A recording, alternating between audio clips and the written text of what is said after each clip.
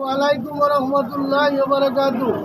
প্রিয় মুসলিমবাসী, প্রিয় ভাইয়েরা আমার, আমরা সবাই উম্মতে মুহাম্মদী। আমাদের একজনই আল্লাহ, একজনই রাসূল, একটাই কোরআন, একটাই ঈমান। ফিলিস্তিনের গাজাবাসী আমাদের ভাই, আমাদের বোন। আমরা মুসলমান জাতি।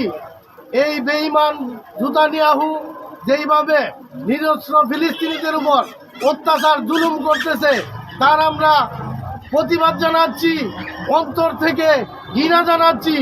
কখনো আপনারা এই ফিলিস্তিনিদের পক্ষে, আপনারা কখনোই ফিলিস্তিনিদের পক্ষ ছাড়বেন না, জীবন দিবেন, তবুও তাদের কাছে মাথা নত করবেন না।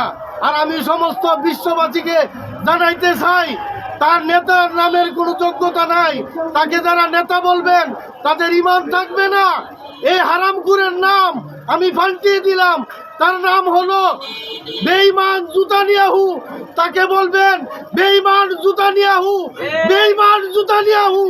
সে নেতার যোগ্য না। যারা তাকে নেতা বলবেন, নেতা নামের কলঙ্ক হবে।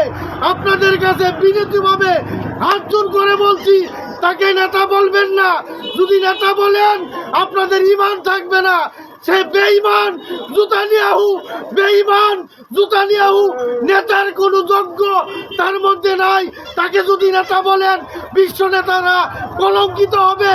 আমি আপনাদের কাছে বিরতিভাবে অনুরোধ জানাচ্ছি, তাকে কোনোদিন আপনারা নেতা নামে ডাকবেন না।